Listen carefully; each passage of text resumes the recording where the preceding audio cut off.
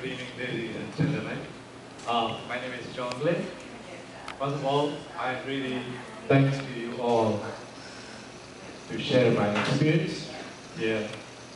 And I really thanks to Finan for introduction and also Mr. Kerry Russell for introducing about Burma, which is huge message that he has given. So I don't know what to tell because I've been get involved since he mentioned about 1988. Yes, of course. Most of us, when we arrive, whenever we introduce about Burma, nobody knows. So I will tell you about more later, and if you have questions, feel free, let me know. But since I involved as an activist in 1988, and after all, I was arrested in 1991, just publishing a pamphlet which is stating about the release of the students from the prison, which means that's the only time after the regime took the government power, the university started reopening. That was the time that I needed to attend the university. So we and our colleagues sit up and talk about what we can do for our friends and colleagues. So there are many colleagues in prison. There are many colleagues fled to Thai-Burma border and fight against the regime in Burma. So we want them to be back to the university. We want them to join with us to learn and to get the freedom of Burma. That's the only issue that we demanded to the government. That is why I was arrested and sentenced for 6 years with hard labor.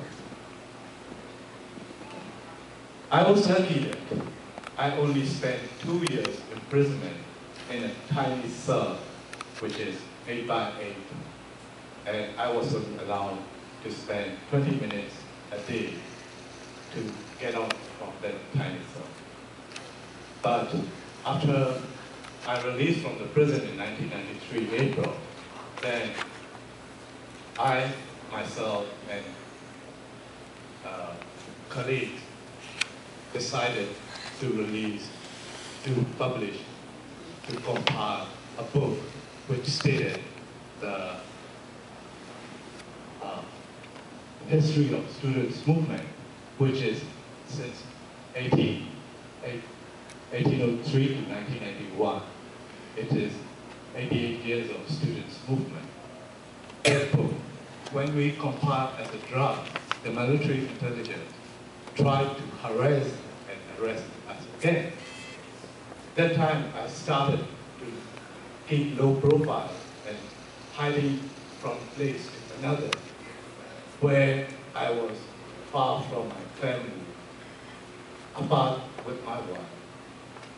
And finally, in 2004, I fled to Thai-Burma border with a copy of that draft book.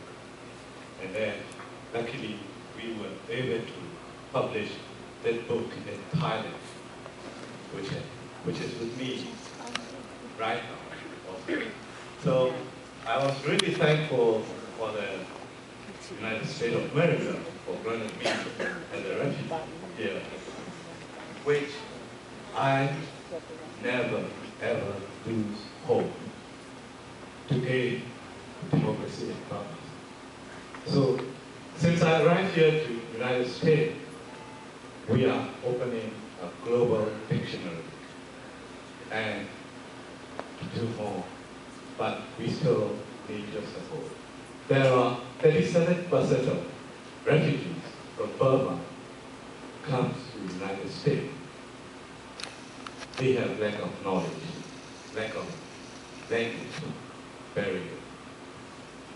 We have limited resources. So we need a lot of your support. And thanks for hosting World Refugee Day as a significant event that we have refugees. We do know, and we do appreciate and recognize those refugees in each and individual country coming here, and to recognize us as a significant people and supporters is very important. And I do really appreciate that this movie is a strong message for you, or maybe sometimes you feel like it's a very bad message for them. So let me see your smile. Let me stand up and see how alien I am. So I represent my dress code for this event because I knew this video give you some strong messages. Thank you very much. Thank you very much.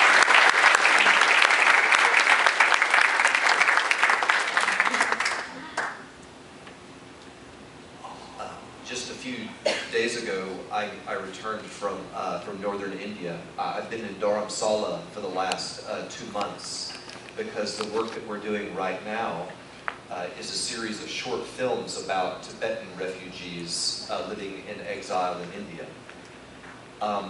And there's a remarkable number of parallels between the story or the history that the Burmese people and all the other ethnic nationalities in Burma are experiencing, and the Tibetans as well. And John Glenn just said that the Burmese people need us, but I would say that the opposite is also true.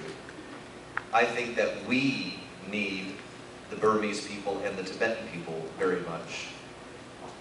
My belief is that as we enter further into this century and then beyond, that we're going to begin to see a lot more conflict, as we're already seeing today, but extreme conflict, especially over water.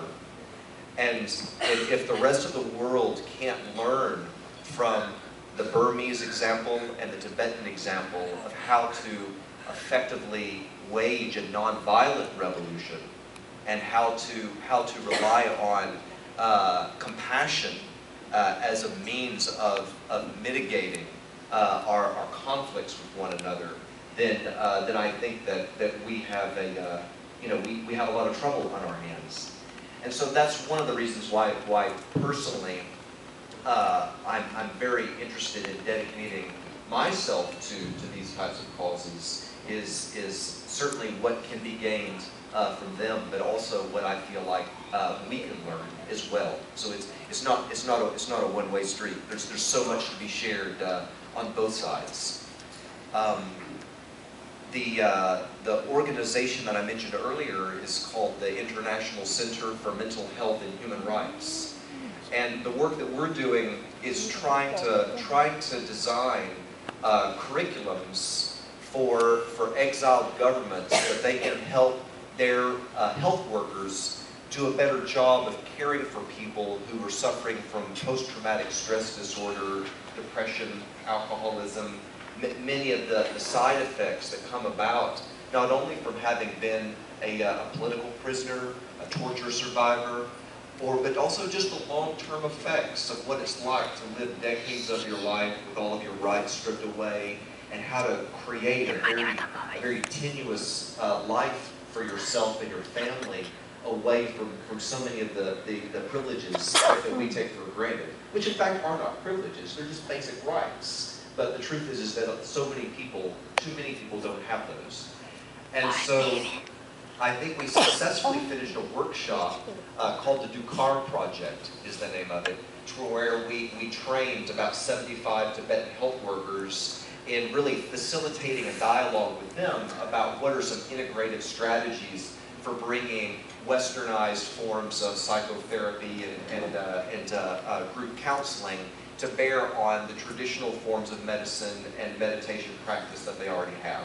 So certainly it's not the idea of replacing one thing with another, but how do you find a successful way of integrating to cultural concepts that mutually respect one another.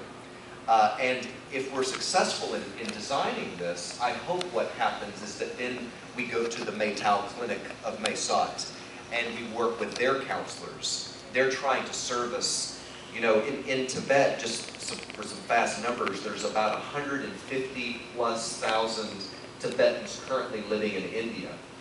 There's 150,000 Burmese or largely Korean refugees living in 10 or 12 refugee camps along the Thai-Burma border. Beyond that, there are millions of Burmese immigrants who are currently living in Thailand illegally, working right now. And so there's literally a population there of millions of people, plus the hundreds of thousands of internally displaced people living within Burma who've been denied all of their rights and a home, and have been you know, fighting a civil war for the last 60 years, trying to fend off the genocide that's being perpetrated against them. And so there's such a tremendous need for a reevaluation of mental health within refugee and exile communities around the world. And so I hope that the foundation that we formed a year ago is we hope in time will go a long way towards addressing some of these issues.